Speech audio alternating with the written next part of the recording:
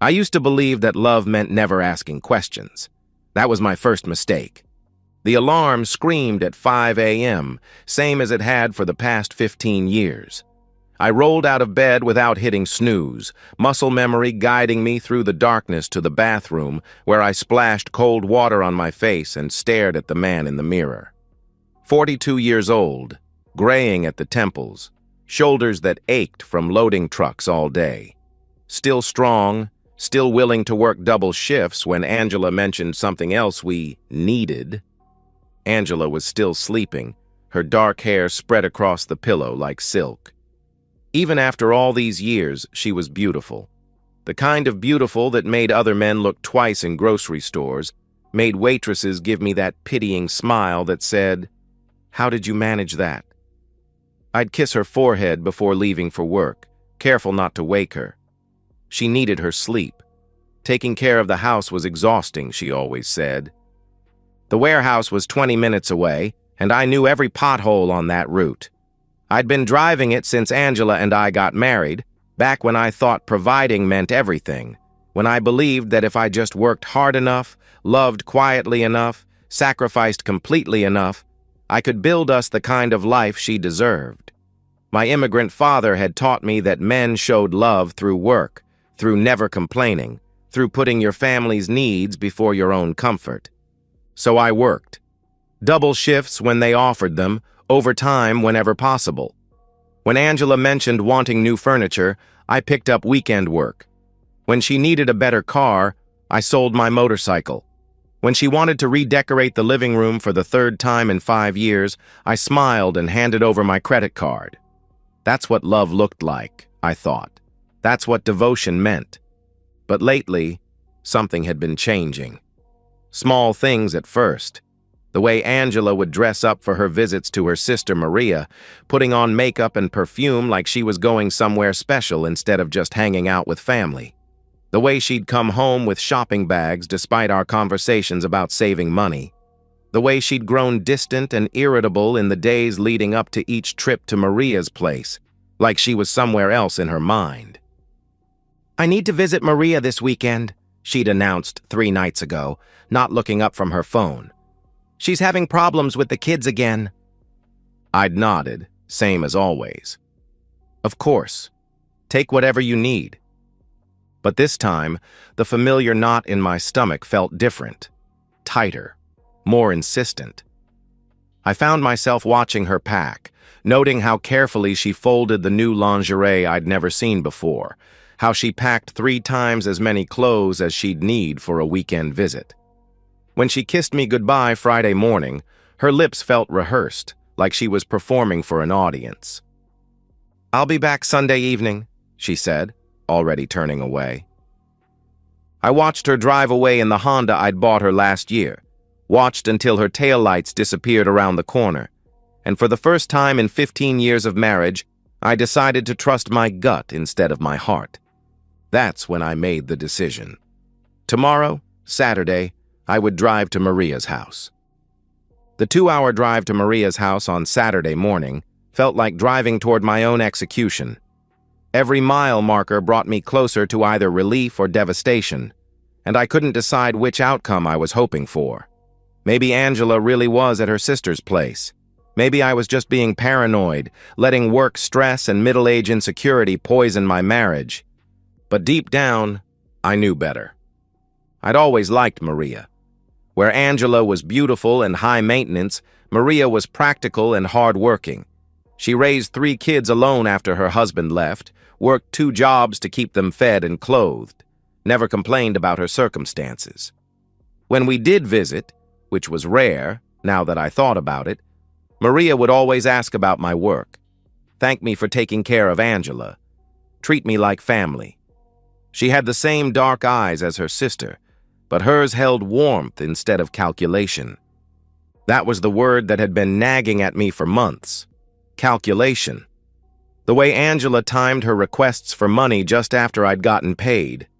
The way she'd grown affectionate right before mentioning something expensive she wanted. The way she'd disappear for entire weekends, claiming family obligation, then return refreshed and distant, like she'd been somewhere that recharged her batteries. I rehearsed the conversation in my head as highway mile markers ticked by. "Hey, Maria. I wanted to surprise Angela. Thought I'd drive up and take you both out to dinner." Simple, reasonable, loving. If Angela was really there, we'd have a nice evening together. If she wasn't, the knot in my stomach tightened. I thought about the last time we'd been intimate, really intimate, not just the mechanical coupling that had become our routine. It had been months. Angela always had excuses, tired, stressed, worried about money. But now I wondered if there was another reason, if someone else was satisfying needs I thought were mine alone to meet. Maria's house sat at the end of a quiet street in a working-class neighborhood, small but well-maintained. Her old Nissan was in the driveway, but I didn't see Angela's Honda anywhere. Maybe she'd parked it elsewhere. Maybe she'd run to the store. Maybe. I knocked on the front door, my heart hammering against my ribs. Maria opened it with a smile that immediately crumbled into confusion. "Carlos? What are you doing here?" "I wanted to surprise Angela," I said, the words feeling like ash in my mouth. "Thought I'd drive up and take you both out to dinner." The confusion on Maria's face deepened, then shifted into something that looked like pity. "Carlos, Angela's not here." "Did she run to the store? I can wait." Maria's eyes filled with tears. "No, Carlos. She hasn't been here in months. I thought you knew she stopped visiting." The world tilted. Not shock, exactly. Some part of me had been expecting this. But the confirmation hit like a physical blow, cold and clarifying and absolute. My wife of 15 years had been lying to me, systematically, elaborately, for months. "I'm so sorry," Maria whispered, reaching out to touch my arm. "I should have called you. I should have said something when she stopped coming. But I thought maybe you two were having problems. Maybe she needed space." "What did she tell you?" My voice sounded calm, controlled. I was surprised by how steady it was. Maria looked away. "She used to complain sometimes, about feeling stuck, about wanting more excitement in her life, about..." She stopped, unwilling to wound me further. "About me?" I asked. "Carlos, you're a good man. You work hard. You provide for her. You never raise your voice or cause trouble. Any woman would be lucky." "Thank you," I interrupted gently. "Thank you for telling me the truth." I walked back to my car on legs that felt disconnected from my body. Maria called after me, offering coffee, offering to talk, but I just waved and got behind the wheel. I sat there for a moment, engine running, staring at the house where my wife wasn't and never had been on those weekends. Then I put the car in drive and began the journey home. Not the same man who had left that morning. This was someone who had been betrayed. Someone who now understood the difference between love and stupidity. Someone who was done being grateful for scraps of affection from a woman who saw his devotion as weakness to exploit. The drive home felt shorter somehow. Maybe because I finally knew where I was going. The house felt different when I walked in Saturday afternoon. Same furniture, same pictures on the walls, same faint scent of Angela's perfume lingering in the air. But now, I saw it all clearly. The expensive throw pillows I'd bought without question, the artwork she'd insisted we needed, the credit card bills I'd paid without examining too closely. Evidence of my own willful blindness. I sat in my recliner, the one piece of furniture that was truly mine, and felt something I hadn't experienced in years: clarity. For the first time since our wedding day, I wasn't reacting to Angela's needs or wants or moods. I was thinking for myself. Sunday morning, I called in sick to work. First time in over 3 years. My supervisor sounded genuinely concerned. Carlos Mendoza didn't miss shifts, didn't call in, didn't put his own needs above the job. But this was bigger than work. This was about rebuilding my life on a foundation of truth instead of delusion. By noon, I was sitting across from Sarah, divorce attorney. I'd found her online, read reviews from other working-class men who'd been taken advantage of by wives who saw marriage as a meal ticket.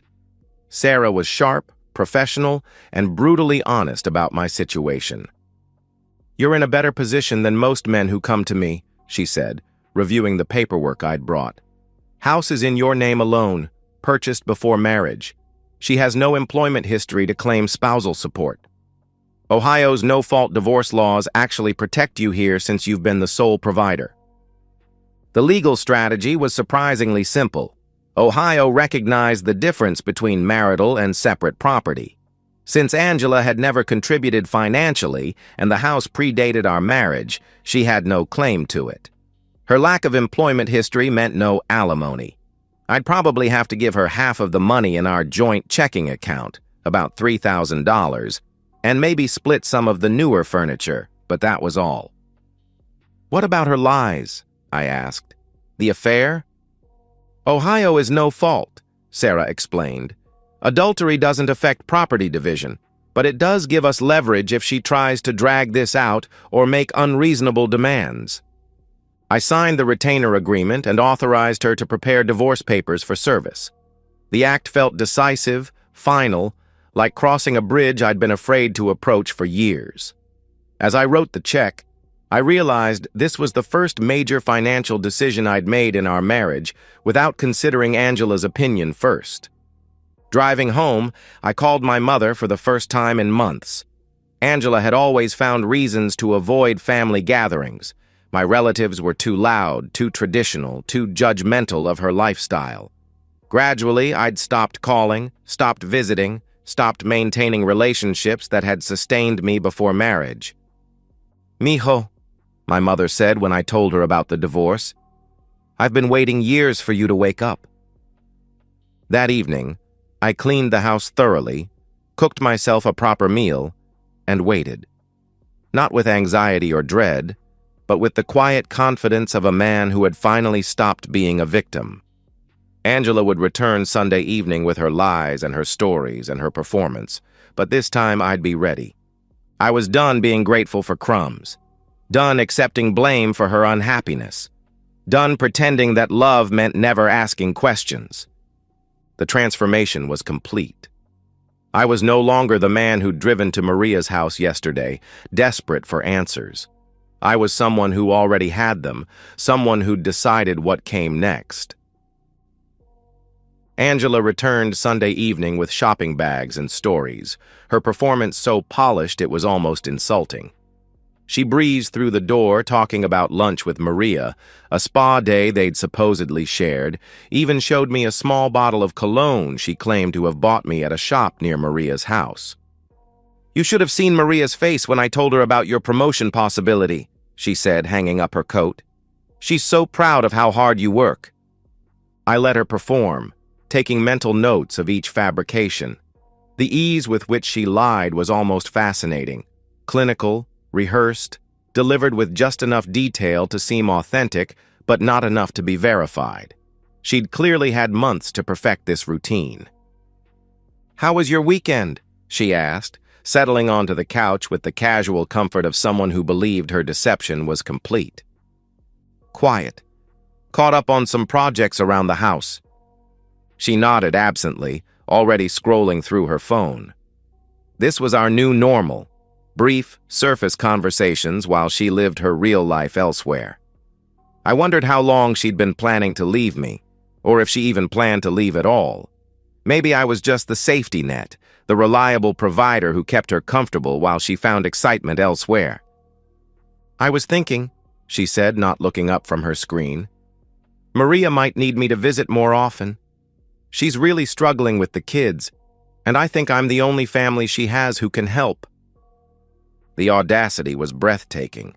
Not only was she lying about where she'd been, she was already setting up her next deception. How many more weekends of lies had she planned? How long did she think she could maintain this double life? "That's generous of you," I said calmly. She smiled, the first genuine expression I'd seen since she'd walked in. "You're so understanding, Carlos." Most husbands would be jealous of all the time I spend helping family.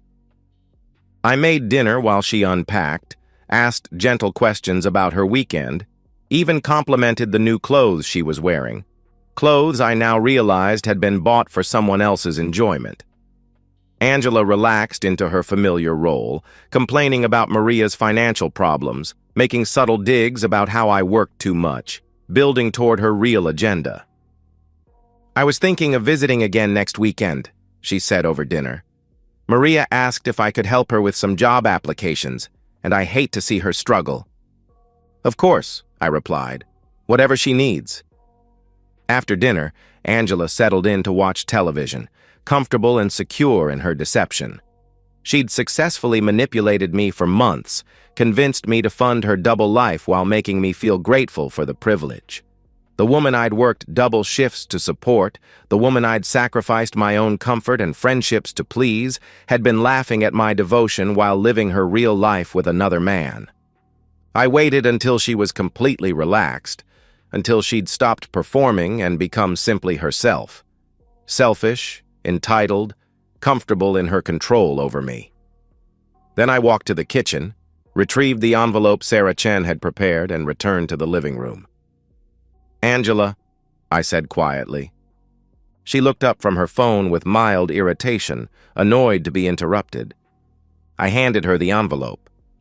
"I talked to your sister yesterday. You haven't been there in 2 months. This marriage is over. Get out of my house." The change in her face was instant, confusion shifting to shock, then to something like panic as she tore open the envelope and saw the divorce papers. She read quickly, her face going pale, then looked up at me with an expression I'd never seen before. Genuine fear. "Carlos, what is this? What are you talking about?" "You know exactly what I'm talking about," I pressed. She tried tears first. "Baby, I don't understand. Did Maria say something? She must have been confused, maybe." "Angela, stop," I said. The firmness in my voice seemed to surprise her. She'd never heard me speak with absolute authority before, never seen me refuse to be moved by her emotions. "You've been lying to me for months. You've been somewhere else with someone else, spending money I work 16-hour days to earn. I know about the affair. I know about all of it." She switched tactics, tears becoming anger. "You had me followed? You've been spying on me? I've been trying to understand why my wife has been lying to my face every weekend for months. I never... Stop lying to me." The words came out louder than I'd intended, but they felt good, liberating. I'm done listening to lies. I'm done pretending this marriage is something it isn't. I'm done being grateful for scraps of attention from someone who sees my love as weakness. Angela's performance crumbled. The tears, the confusion, the outrage, all of it fell away, leaving something harder and colder underneath. "Fine," she said. "You want to know the truth? Yes, I've been seeing someone who makes me feel alive, who doesn't bore me to death talking about overtime pay and home repairs. Someone who understands that I need more than this suffocating small life you've built for us." The words should have hurt. She'd designed them to wound, to make me feel inadequate, to regain control through emotional devastation. But instead, I felt only relief. "Thank you," I said quietly. "Thank you for finally telling me the truth.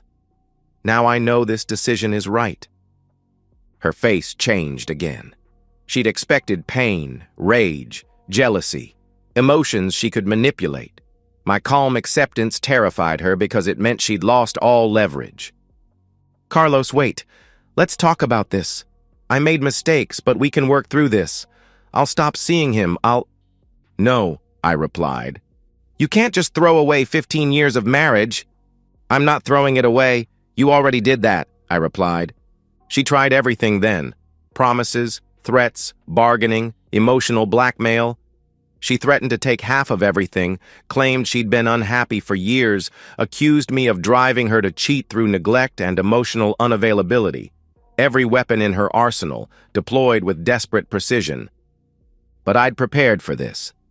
Sarah Chen had given me armor against Angela's emotional warfare, and more importantly, I'd finally seen through the illusion that had controlled me for years. This woman had never loved me. She'd loved what I provided, the security I represented, the comfortable life my labor had built. But me, Carlos, the man who got up at 5 a.m. and worked until his back ached, who'd sacrificed his own dreams to fund hers, I'd been invisible to her. "I want you out of the house tonight," I said when her tirade finally ended. "Pack whatever you need. We can arrange a time for you to get the rest of your things." "Where am I supposed to go?" she asked. "That's not my problem anymore," I replied. She stared at me like I was a stranger, and maybe I was. The man she'd married, eager to please, grateful for attention, willing to sacrifice everything for her approval, was gone. In his place stood someone who understood his own worth, someone who refused to be anyone's safety net or consolation prize. Angela packed 2 suitcases in angry silence, slamming drawers and muttering under her breath about ungrateful men and wasted years. When she was done, she stood in the doorway looking back at the house she'd never really appreciated, the life she'd taken for granted. "You'll regret this," she said. "No," I replied. "I regret not doing it sooner." The garden was taking shape nicely. Elena had suggested tomatoes and peppers along the back fence, herbs in the raised bed near the kitchen window. She had good instincts about what would grow well in Ohio soil, about what was worth the effort to cultivate. "Hand me that trowel," she asked, not looking up from the seedlings she was transplanting. Saturday evening, working together in the backyard of the house that was finally starting to feel like home again. 6 months ago, I couldn't have imagined this. Peace, partnership, someone who appreciated my steady nature instead of taking it for granted. Angela was gone. Not just from the house, but from my entire emotional landscape. I knew what had happened to her through the inevitable small-town gossip network, how Maria had refused to take her in after learning about the lies, how her affair partner had turned out to be less interested in supporting her financially than in enjoying her company on weekends, how she'd been forced to take a job waitressing at Denny's just to afford a studio apartment across town. But those details felt distant, irrelevant, ancient history from a life I'd outgrown. The divorce had been finalized 3 months ago. Angela had tried to drag it out, hoping I'd change my mind or offer a settlement to avoid the hassle. But Sarah Chen had been right. Without employment history or claim to the house, Angela had no leverage. She'd gotten half the checking account balance and some of the newer furniture. Everything else stayed with me. I'd been promoted to assistant warehouse manager in January. Turned out that 15 years of perfect attendance and uncomplaining overtime had been noticed by people who mattered. The raise wasn't huge, but it was enough to start saving for the future Elena and I were planning together. Elena was different from Angela in every way that mattered. She worked as a nurse at the county hospital, understood long hours and physical exhaustion, appreciated coming home to someone who cooked dinner and asked about her day. She was pretty in a natural way, no expensive makeup or designer clothes required, and she laughed at my jokes even when they weren't particularly funny. Most importantly, she saw me. Not what I could provide or buy or build, but me, Carlos, the man who got up early and worked hard and tried to do right by the people he cared about. She made me feel valued instead of used, appreciated instead of taken for granted. "I ran into Maria at the grocery store yesterday," Elena said, wiping dirt from her hands. "She asked about you, wanted to make sure you were doing okay." I nodded. Maria and I had talked a few times since the divorce, mostly her apologizing for not speaking up during the marriage. I harbored no resentment toward her. She'd been caught between loyalty to her sister and sympathy for me, an impossible position. When she'd finally told me the truth, it had set me free. "Did she mention Angela?" I asked. "She moved away last month, following that man to Indianapolis, apparently." Maria seemed relieved. I felt nothing hearing this news, Not satisfaction or revenge or even curiosity about whether Angela would find the excitement she'd been seeking. She'd become like weather from a previous season, something that had happened but no longer affected the temperature of my days. The promotion had come with better health insurance, and Elena and I had talked about marriage, about kids, about buying a bigger house where we could raise a family properly. Not the desperate dreaming of someone trying to win love through sacrifice, but the practical planning of two adults who'd found genuine partnership. Elena stood up, brushing soil from her knees. "I should get dinner started. Your mother's calling at 7, right?" I'd reconnected with my family after the divorce, started having regular Sunday dinners with my mother and brother again. Elena fit in perfectly. She spoke enough Spanish to complement my mother's cooking, didn't mind the loud conversations about work and politics and neighborhood gossip that had always made Angela uncomfortable. "She wants to know if we've set a date yet," I said. Elena smiled. "Have we? October? After the garden's finished producing?" "October sounds perfect," I replied. I looked around the backyard, vegetables growing in neat rows, herbs thriving in the afternoon sun, 2 lawn chairs positioned to catch the evening light.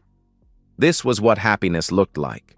Quiet, productive, built on truth instead of illusion. My phone buzzed with a text from an unknown number. Angela, probably, reaching out from Indianapolis with some crisis or emotional manipulation. I deleted it without reading it. That part of my life was over, filed away under lessons learned and mistakes I wouldn't repeat. Elena was in the kitchen now, humming while she cooked.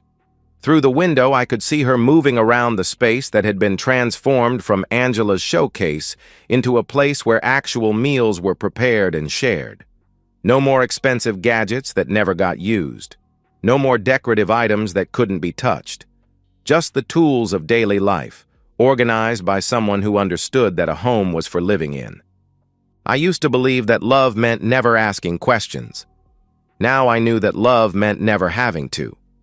Real love, the kind Elena and I were building, thrived on honesty and mutual respect and the simple pleasure of working together toward shared goals. The sun was setting behind the trees, casting long shadows across the garden we'd planted together. Tomorrow I'd water the tomatoes before leaving for work, check the peppers for signs of growth, maybe add some mulch around the herbs. Small acts of care, tending something that would provide nourishment for months to come. That was the difference between building and taking, between love and exploitation. Angela had been a taker, someone who consumed what others created without contributing anything of lasting value. Elena was a builder, someone who understood that the best things in life required patience, effort, and mutual investment.